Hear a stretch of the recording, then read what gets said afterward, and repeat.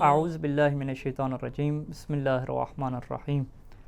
الحمدللہ رب العالمین، وصلی اللہ علی محمد وآلہ اجمعین، واللعنۃ الدائمۃ علی اعداء محمد وآل محمد، اما بعد، وفقنا اللہ وإیاکم للعلم والعمل الصالحین انشاءاللہ تعالی۔ مومنین کرام،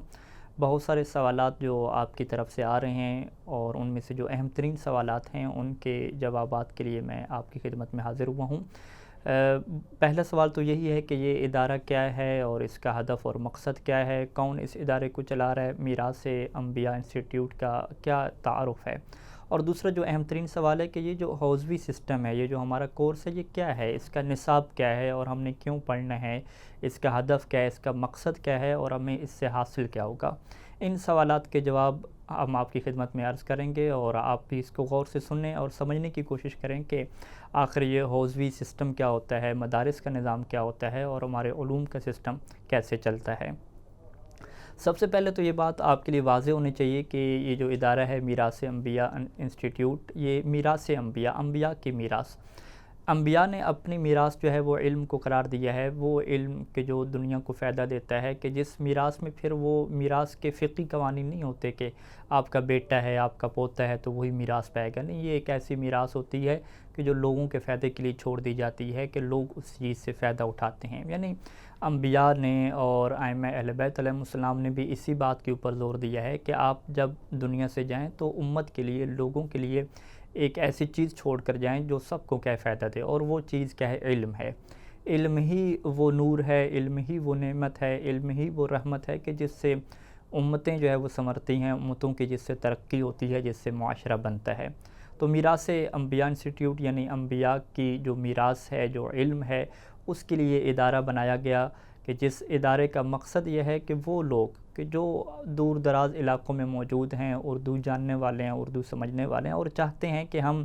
محمد و آل محمد کے علوم سے خود کو جوڑیں اور محمد و آل محمد کے علوم کو حاصل کریں، تو ان کے لیے ایک ادارہ کیا ہے، بہترین نظام جو ہے وہ لے کر آ رہا ہے، بہترین نصاب لے کر آ رہا ہے۔ اور اس ادارے کو چلانے والے لوگ،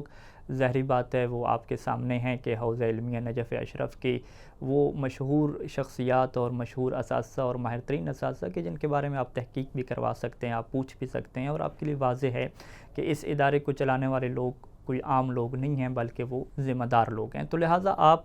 ایک ذمہ دار ادارے سے جڑنے جا رہے ہیں۔ یہ ادارہ کہ جس کے انتظامات اور جس کی جو بنیاد ہے وہ حرم ابو الفضل العباس علیہ السلام کی طرف ہے، اور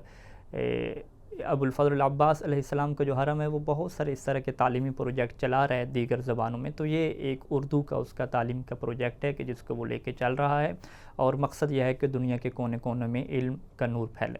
تو یہ جو آن لائن سسٹم ہے، اس سسٹم میں جو حوزوی تعلیم ہے، جو مدارس کی تعلیم ہے، باقاعدہ اس کو جو ہے وہ مرتب کیا گیا ہے۔ یعنی جس طریقے سے ہم پاکستان میں یا ہندوستان میں باقاعدہ ایک مدرسے میں داخلہ لیتے ہیں، وہاں پہ درس نظامی پڑھتے ہیں، حوزے کا منہج پڑھتے ہیں، ساری چیزیں پڑھتے ہیں، تو اس کے لیے جو ہے وہ یہ سیٹ اپ بنایا گیا ہے۔ یعنی یہ سیٹ اپ ان لوگوں کے لیے نہیں ہے کہ جو چاہتے ہیں کہ ہم بس 1-2 مہینے کا شارٹ کورس کریں اور جو ہے وہ تھوڑی بہت دین کی معلومات لے لیں اپنے حد تک اور کافی نہیں۔ یہ جو ہمارا نظام ہے، یہ جو سیٹ اپ ہے میراث انبیاء انسٹیٹیوٹ کا، یہ مکمل جو ہے وہ مدارس کا نظام آپ کو دیتا ہے، مکمل ایک عالم بننے کا، ایک فقیہ بننے کا، مجتہد بننے کے کورس کی طرف کیا ہے آپ کو لے کر جاتا ہے۔ اور یہاں پہ میں آپ کے سامنے عرض کروں کہ جب بھی یہ سوال اٹھتا ہے کہ حوزے کا نصاب کیا ہے اور حوزے اور مدرسے میں کیا پڑھایا جاتا ہے، تو اس چیز کا آپ کو جو ہے وہ علم ہونا چاہیے، کیونکہ ظاہری بات ہے آپ ایک مرکز سے جڑنے جا رہے ہیں، ایک تعلیم اور میراث انبیاء سے اپنے آپ کو جوڑ رہے ہیں، تو آپ کے سامنے یہ چیز واضح ہونی چاہیے کہ میرا نصاب کیا ہوگا اور میں کیا کیا پڑھوں گا۔ سب سے پہلے تو یہ بات واضح ہے کہ جب ہم نے پڑھنا جو ہے وہ دین اسلام کو ہے، اسلام کے نظریات کو پڑھنا ہے، اسلام کیا بیلیوز اور کیا عقائد لے کر آتا ہے، کیا جو ہے وہ اخلاقیات اور معاشرے میں رہنے کے کیا قوانین ہمیں بتاتا ہے، اس کے اوپر ہم نے عالم بننا ہے، اس کے اوپر ہم نے تحقیق کرنی ہے۔ تو اس کے لیے ہمارے پاس جو بنیادی سورس رہتے ہیں وہ قرآن اور محمد و آل محمد کے فرامین رہتے ہیں، اور چونکہ قرآن جو ہے وہ قدیم زبان محمد و آل محمد کے فرامین قدیم اور قدیم خالص عربی میں یہ چیزیں ہیں، تو سب سے پہلے جو نصاب کے اندر جو مرکزی چیز ہوتی ہے کہ انسان کو اس قابل بنایا جاتا ہے کہ وہ جو قدیم عربی زبان ہے اس کو وہ جان سکے، اس کو وہ سیکھے، قدیم عربی زبان کو سیکھے کہ جس کی وجہ سے وہ پہلے مرحلے پہ ایک اچھا مترجم بنے۔ اس کے لیے قرآن مجید کی آیات کا ترجمہ کرنا، روایات اہل بیت علیہم السلام کا ترجمہ کرنا، اس میں جو ہے وہ اس کے لیے مشکل نہ رہے، وہ خود اس چیز کا ماہر بنے۔ تو اس کے لیے ظاہری بات ہے اسے عربی ادب میں جو ہے وہ ماہر بننا پڑتا ہے، کہ جس کے لیے اسے 3 جو بنیادی علوم ہیں اس کے اوپر محنت کرنا پڑتی ہے، کہ جس میں سے سب سے پہلے علم نحو آتا ہے، پھر علم صرف آتا ہے، پھر جو ہے وہ اس میں علم بلاغت اور فصاحت کے جو علوم ہیں وہ اس کے اندر آتے ہیں۔ تو یہ 3 جو ہے وہ مرکزی علوم چلتے ہیں۔ اس کے ساتھ ساتھ جو معاون علوم ہیں، لغت کے علوم ہو گئے اور دیگر ادبیات وغیرہ، وہ بھی کتب ہوتی ہیں کہ جس کو انسان پڑھ کے پریکٹس کر کے وہ قوانین سیکھتا ہے، وہ قدیم عربی سیکھتا ہے، کہ پہلے مرحلے میں وہ اپنے آپ کو اس قابل بناتا ہے کہ اب وہ کسی اور کے ترجمے کے اوپر ڈیپینڈ نہیں کرے گا کہ یہ فلاں جی مترجم نے ترجمہ کیا تو میں اس کو مان رہا ہوں، نہیں، وہ اس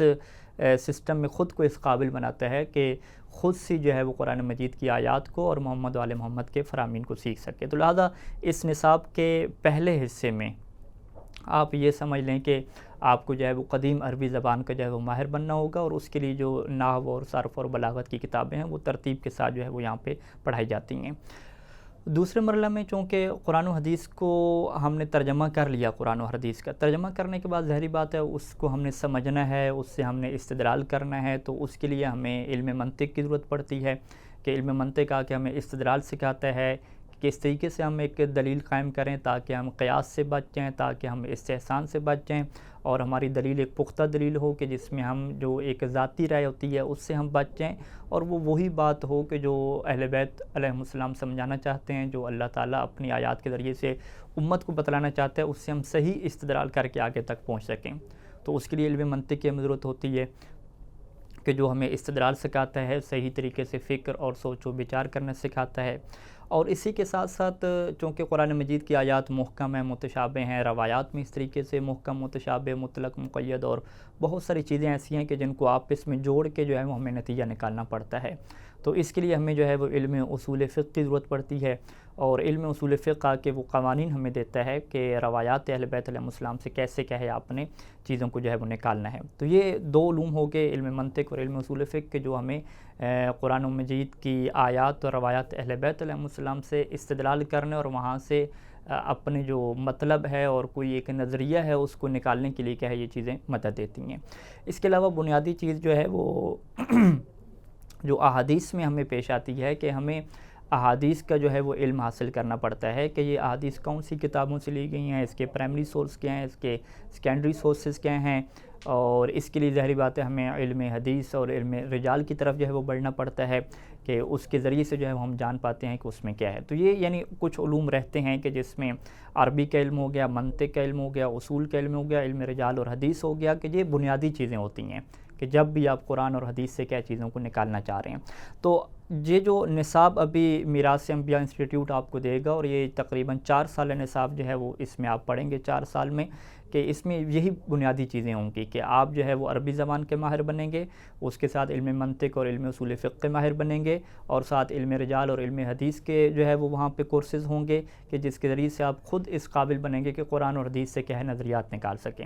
ان سارے علوم کے ساتھ ساتھ جو ہے وہ علم عقائد بھی ہمارے ساتھ چلے گا۔ علم عقائد کے ساتھ جو فقہی احکام ہیں، جو قوانین ہیں ہمارے زندگی میں کہ جن قوانین کے اوپر ہم نے عمل کرنا ہے وہ بھی ساتھ ساتھ چلے گا، اور جو اخلاق کے اہل بیت علیہ السلام ہے اس کی تعلیم بھی کیا ساتھ ساتھ چلے گی۔ تو یہ جو ہے وہ نصاب کا ایک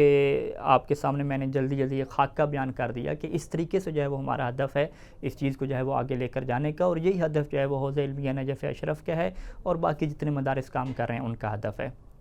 اور اس میں جو آن لائن سسٹم میں نظام بنایا گیا ہے کہ دروس روزانہ کی بنیاد پہ آپ کو بھیجے جائیں گے، اور پھر اس کا ایک امتحان کا سسٹم ہوگا کہ جس کے ذریعے سے آپ اپنے آپ کو چیک کر سکیں گے کہ میں کتنا قابل ہو چکا ہوں اور کتنا میں سیکھ چکا ہوں۔ تو یہ ساری چیزیں جو ہے وہ جو میراث انبیاء کے جو ہے وہ گروپس ہیں اور جو کمیونٹی ہے اس میں یہ چیزیں کیا شیئر ہوتی رہیں گی۔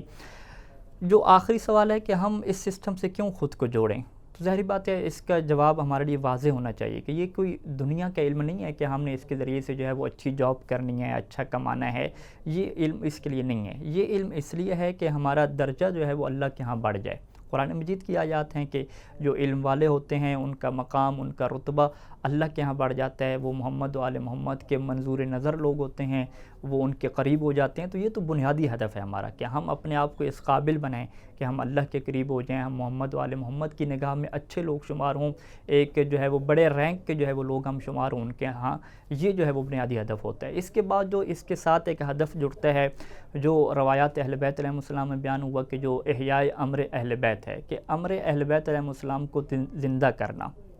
دنیا میں محمد و آل محمد کے علوم کو پھیلانا، محمد و آل محمد کی تعلیمات کو، ان کی افکار کو، ان کی فلسفی کو دنیا کے سامنے رکھنا، پھیلانا۔ اور یہ اتنی اہم چیز ہے کہ امام رضا علیہ السلام نے فرمایا تھا کہ اگر ہمارے کلام کی خوبصورتیاں اور ہماری افکار اگر لوگوں تک پہنچ جاتی ہیں تو وہ خود بخود پھر ہماری پیروی کرنے لگ جائیں گے، ہماری طرف آ جائیں گے۔ لیکن اس کے لیے پہلے مرحلے میں ہمیں خود اس قابل بننا ہوتا ہے کہ ہم اس قابل بنیں کہ محمد و آل محمد کے نظریات کو، ان کی افکار کو، ان کی جو فلسفی ہے ان کو ہم خود سمجھ سکیں۔ تو وہ سمجھنے کے لیے ظاہری بات ہے سارے نصاب سے ہمیں گزرنا پڑتا ہے، تب جا کے جو ہے وہ ہم اس قابل بن سکتے ہیں۔ تو لہٰذا